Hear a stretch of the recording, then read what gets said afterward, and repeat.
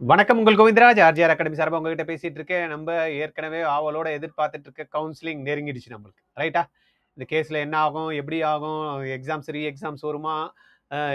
இது எல்லாம் ஏற்கனவே வாங்கின மார்க் எல்லாம் திருப்பி போயிடுமா? புதுசா படிச்சு எடுக்கணுமா? இதெல்லாம் கன்ஃபியூஷன் தான். அது எல்லாத்தையும் அழகா வந்து CJI chief justice of India வந்து கிளியரா கோர்ட்ல ஜட்ஜ்மெண்ட் வந்து கொடுத்துட்டாரு. இதை பத்தி தேவையில்லாம பேசக்கூடாது. தேவையில்லாம பேசுனீங்கன்னா தூக்கி வெளில போட்டுருவோன்ட்டு கூட ஒரு நீதிபதியை வந்து சொன்னாரு. அதுவும் வந்து பார்த்தீங்கன்னா பரவலா போயிட்டு இருக்கு. சரி, நம்மளுக்கு அது தேவையில்லை. நம்ம என்ன அடுத்த பண்ண போறோம் அப்படின்னு லாஸ்ட் வீடியோ நம்ம போடுறப்பயே ஜட்ஜ்மெண்ட் கொடுக்கறதுக்கு முன்னாடியே நம்ம சொன்னோம் என்ன வந்து ஜட்ஜ்மெண்ட் வரும், ரீநீட் இருக்காது, இது எங்கேயுமே அந்த அளவுக்கு வந்து தவறுகள் நடக்கல, அதனால வந்து பார்த்தீங்கன்னா அடுத்ததுக்காக நம்ம வந்து இதெல்லாம் தடை பண்ண முடியாது அப்படின்னு சொல்லுவாங்க அப்படின்னு முன்னாடியே சொல்லிட்டோம். அதுதான் நடந்திருக்கு. அந்த வீடியோ போடுறப்பயே நம்ம சொன்னோம் என்னெல்லாம் டாக்குமெண்ட்ஸ் ரெடி பண்ணினோம் அதெல்லாம் ஃபர்ஸ்ட் ரெடி பண்ணி வச்சுங்க, அடுத்த வீடியோவில் நம்ம அந்த வீடியோ போடலான்னு. அதுக்கேற்ற மாதிரி டைமும் வந்துருச்சு. ரைட்டா? இப்போ நம்மளுக்கு என்ன ஆயிடுச்சு அப்படின்னா சிஜேஐ என்ன சொல்லியிருக்காங்க அப்படின்னா ஒன்னே ஒன்று மட்டும்தான் எதிர்பார்க்காத விஷயம். 19ஆம் நம்பர் கொஸ்டினுக்கு ஆப்ஷன் வந்து பார்த்தீங்கன்னா 2 ஆப்ஷன் கொடுத்தாங்க. இப்போ ஒரு ஆப்ஷன் மட்டும்தான் வந்து ஐஐடி டெல்லியில் வந்து கன்ஃபார்ம் பண்ணி சொல்லிட்டாங்க. அதனால ஒரு ஆப்ஷன் யாரெல்லாம் கொடுத்துருக்காங்களோ அந்த ஏற்கனவே நம்ம கீஸ் வந்து ரிலீஸ் பண்ணுறப்ப கொடுத்தாங்க அந்த ஆப்ஷன் மட்டும்தான் வந்து கரெக்ட் அப்படின்ற மாதிரி சொல்லிட்டாங்க. அதுக்கு தான் மார்க் வந்து கொடுக்க போகிறாங்க. ஏற்கனவே மாற்றி கொடுத்தவங்களுக்கு அடிஷனல் கொடுத்தவங்க கிரேஸ் மார்க்லாம் எதுவுமே கொடுக்கக்கூடாதுன்னு சொல்லிட்டாங்க. ரைட். அடுத்தது என்ன நடக்க போகுது? கவுன்சிலிங் தான் நடக்க போகுது. ரைட்டா? ஆல் இண்டியா கவுன்சிலிங் அனௌன்ஸ் பண்ணிடுவாங்க ரிசல்ட் போட்டதுமே. ரெண்டாவது தமிழ்நாடு வந்து பார்த்தீங்கன்னா எப்பயுமே எல்லாரோட முந்திக்கிட்டு இருக்காங்க. நீட்டு வேணாம்னு சொல்றதுக்கும் முந்தின்னு தான் இருக்காங்க. தென் வந்து கவுன்சிலிங் நடத்துறதுக்கும் முந்திக்கிட்டு இருக்காங்க. இப்போ வந்து பார்த்தீங்கன்னா நீட்டு வேண்டான்ட்டு அவ்வளோ போராட்டம் நடத்திட்டு இருந்தாலும் தமிழ்நாடு வந்து பார்த்தீங்கன்னா ஃபர்ஸ்ட் அனௌன்ஸ் பண்ணியிருக்காங்க. போன வாட்டி கூட வந்து பார்த்தீங்கன்னா ரிசல்ட் வரதுக்கு முன்னாடி 20ல இருந்து 15ல இருந்து 20ஆம் தேதிக்குள்ள வந்து அந்த கவுன்சிலிங் வந்து ஸ்டார்ட் பண்ணுவோம் அப்படின்ட்டு வந்து ரிசல்ட் வரதுக்கு முன்னாடியே சொன்னாங்க.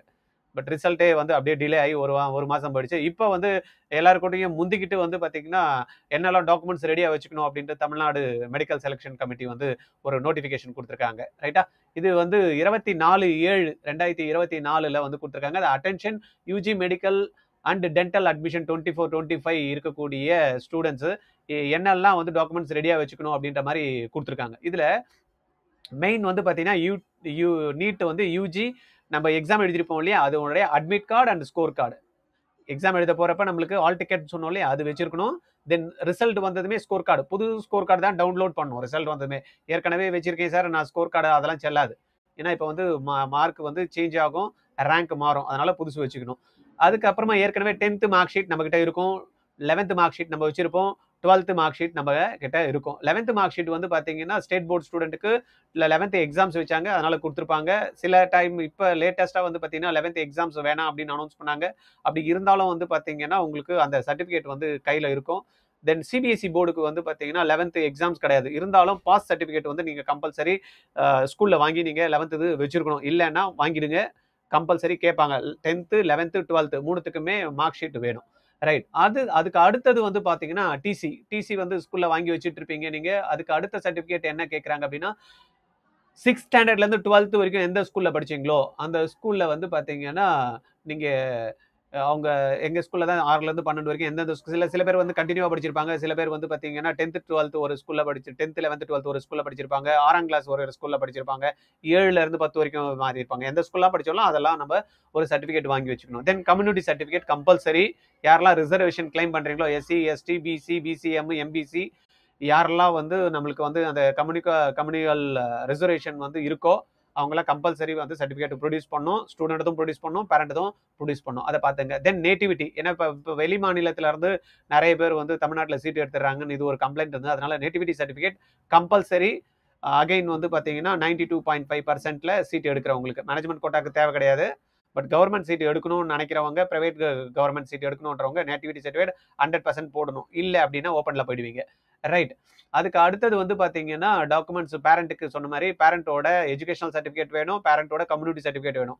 சப்போஸ் நான் எஸ்சிஏவா இருக்கேன், எஸ்சியா இருக்கேன், எஸ்டியா இருக்கேன், இல்லை பிசிஎம் வந்து ரிசர்வேஷன் நான் கிளைம் பண்ணுறேன்னா பேரண்ட்டுக்கு எய்தர் ஃபாதர் ஆர் மதர் யாருன்னா 2 பேர்ல ஒருத்தருக்கு வந்து நீங்கள் வந்து எஜுகேஷனல் சர்டிஃபிகேட் வைக்கணும். 2 பேர்ல யாருக்குன்னா ஒருத்தருக்கு கம்யூனிட்டி சர்டிஃபிகேட் நீங்கள் வைக்கணும். போனஃபைட் சர்டிஃபிகேட் எந்த ஸ்கூலில் படிச்சீங்களோ அகைன் வந்து நீங்கள் 6லேருந்து 12 வரைக்கும் எந்த ஸ்கூலில் படிச்சீங்களோ அதை நீங்கள் வச்சிடணும். 7.5%க்கு கம்பல்சரி. ஏன்னா அது வந்து ஸ்கூல்லேயே அந்த இஎம்ஐஸ் இருக்கு இல்லையா, அதை பேஸ் பண்ணி அவங்களே எடுத்துருவாங்க. இப்போ லாஸ்ட் டைம்லாம் தனியாக போய் வாங்க வேண்டியது வந்து இஎம்ஐஸ் நம்பர் அந்த ரெஜிஸ்ட்ரேஷன் நம்பரை வச்சு அவங்க எடுத்துருவாங்க, கவலைப்பட தேவையில்லை. Then income certificate compulsory. Income certificate எதுக்கு அப்படின்னா 2.5 lakhs பிலோவா எஸ்சி இல்லை எஸ்சிஏ எஸ்டி கேண்டிடேட்டாக இருக்காங்கன்னா அவங்களுக்கு கவர்மெண்ட் இருந்தாலும் சரி ப்ரைவேட் கவர்மெண்ட்டில் வந்து சீட் கிடைச்சாலும் சரி ஃபீஸ் கிடையாது, ரிலாக்ஸேஷன் இருக்குது. அதனால் கம்பல்சரி அவங்க வந்து சர்டிஃபிகேட் வந்து கம்பல்சரி வைக்கணும்.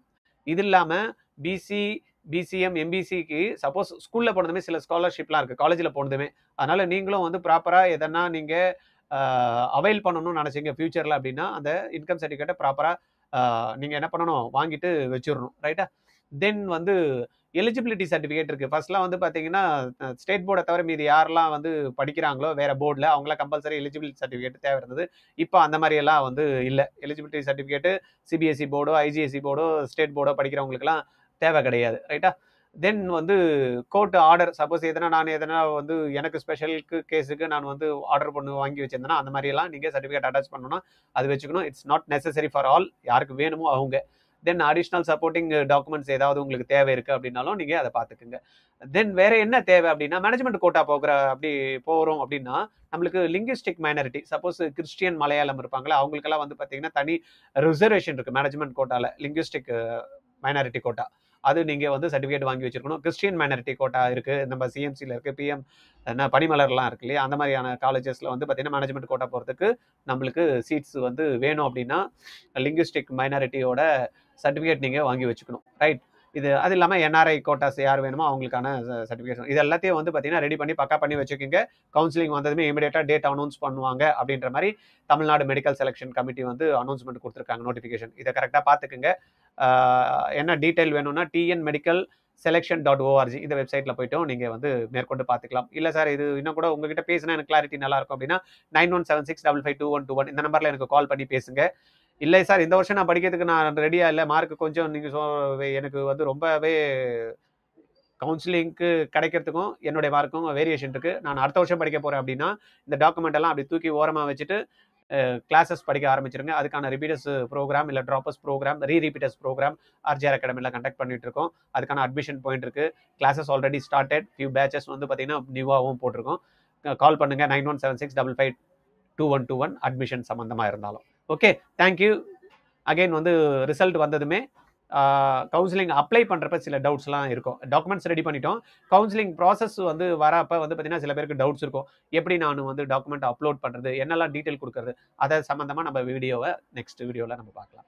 அட்மிஷன் சம்மந்தமாக சப்போஸ் ரிப்பீட்டர்ஸ் ட்ராப்பர்ஸ் ரீரிப்பீட்டர்ஸ் இல்லைனா 11th 12th நீட் படிக்கணும் ஜெய் படிக்கணும் இந்த மாதிரி யாராவது விருப்பம் இருந்தீங்கன்னா கீழே வந்து டிஸ்கிரிப்ஷனில் வந்து அட்மிஷன் ஃபார்மோட லிங்க் இருக்குது, அதை கிளிக் பண்ணி டீட்டெயில்ஸை ஃபில் பண்ணுங்கள். உங்களை நாங்கள் டைரெக்டாக கால் பண்ணி பேசுகிறோம். ரைட்டா?